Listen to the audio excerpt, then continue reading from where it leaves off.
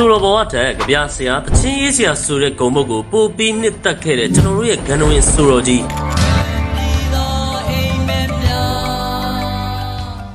းအနုပညာဟာဘလို့မျိုးလဲဆိုတာကိုချပြဖို့အတွက်မိခင်ကိုပါလစ်လျူရှုပြီးမြို့ကိုတက်လာခဲ့တဲ့အမေရဲ့ဒုက္ခအိုးလေး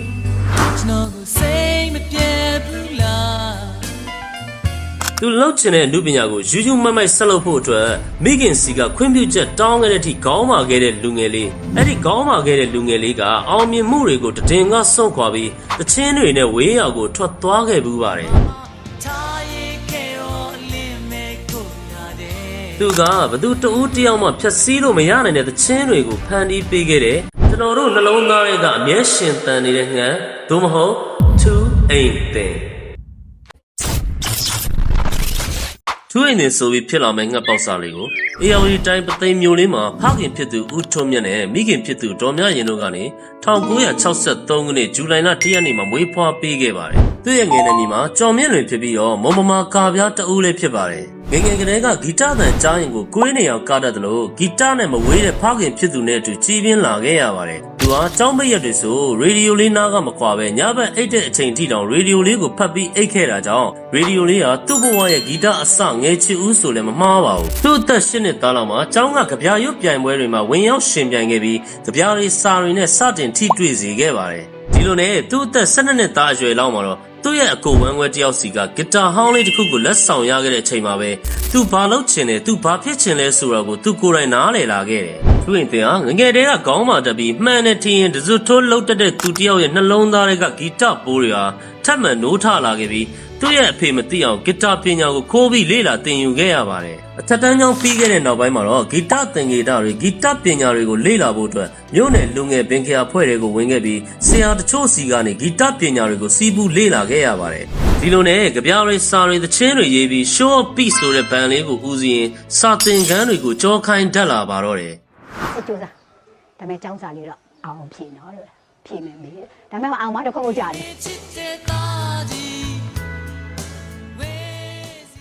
သူ့အိမ်နဲ့ဆိုပြီးဖြစ်မလာခင်ရှက်မိုးကျော်ဆိုတဲ့ကလောင်မြီတွေနဲ့ကြပြားရီစာတွေပါရေးခဲ့ဘူးပါသေးတယ်။ဒီလိုနဲ့ကျော်မြင့်နေဆိုတဲ့လူငယ်လေးဟာအဆိုတော်တယောက်ရဲ့ဘဝကိုမလိုချင်ခဲ့ပေမဲ့အဆိုတော်တယောက်အနေနဲ့နာမည်ကြီးလာဖို့အတွက်ကံကြမ္မာကအကြောင်းဖန်လာခဲ့ပါတယ်။မော်လမြိုင်ကစီးရီထုတ်ချင်တဲ့ခြာတိတ်လေးတယောက်ကတခွေလုံးစာအတွက်သချင်းတွေရေးခိုင်းပြီးဆီယန်တွေချအားလုံးစီစဉ်ပြီးကမှဆိုကန်ဒီကြမှာရှောင်ပြေးနေကြလို့တွင်းနေတယောက်ဘာလို့ရမှမသိဖြစ်နေတဲ့အချိန်ငါသချင်းတွေဘယ်သူမှမဆိုရင်ငါဆိုမယ်ကွာဆိုပြီးမိခင်ပေးတဲ့ငွေလေး2000နဲ့မြို့ကိုတက်လာခဲ့တယ်။အဲ့ဒီနောက်ပထမဆုံးအယ်ဘမ်ဖြစ်တဲ့နိုင်ဘောကမျက်ရည်စက်များကိုစတင်သွင်းတဲ့အချိန်မှာပဲသူ့ရဲ့ထူးခြားတဲ့ဂီတပုံစံတွေကြောင့်တွင်းနေဆိုပြီးလူသိများကြော်ကြားလာခဲ့ပါတယ်။ဒုတိယအယ်ဘမ်ဖြစ်တဲ့မော့ဆရာအိမ်မန်တတိယအယ်ဘမ်ဖြစ်တဲ့တက်ငိန်အစရှိတဲ့စီးရီးတွေကလည်းအမှုပညာရအောင်မြင်စေခဲ့ပေမဲ့ငွေချေးရတော့ပတ်စံလေး9000သာသူ့အတွက်အဖတ်တင်ခဲ့ပါတယ်။အမှုပညာကိုစိတ်မပရင်ပြစ်ထားပြီးစိတ်ပါမှဖန်တီးတတ်တဲ့လူ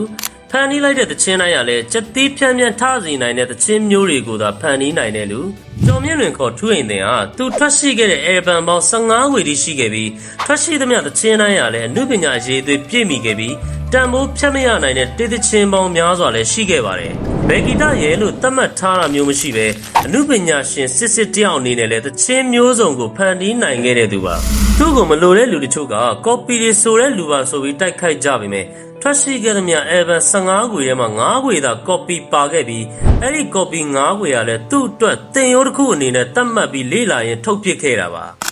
copy ဆိုတဲ့ပါရှင်ကျွန်တော်ပြောစိတ်ထူးကြတော့မဟုတ်ပ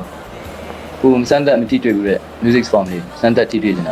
ာမလုပ်ဘူးတဲ့အလုပ်တစ်ခုလုပ်ကြည့်နေတာဒါပါပဲဒီလိုနဲ့အောင်မြင်မှုထုတ်ကိုရရှိပြီးတဲ့နောက်မှာတော့ပုံငတ်ကြီးဟာအိမ်နောင်ကျခဲ့ပြီးတူနိုင်မဲ့ရေသနာလေးဖြစ်တဲ့သမီးလေးမိကွန်ထောကိုမွေးဖွားခဲ့ပါတယ်ဘာလို့လဲကျွန်တော်တို့ရဲ့ကိုငတ်ကြီးခေါ်ထူရင်တဲ့ဟ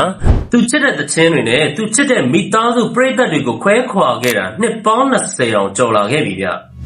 အရင်ချစ်တော့အဲ့လိုစောစောလေးခွဲသွားတယ်ဆိုတော့ရခံစားရတယ်မမေ့ဘူ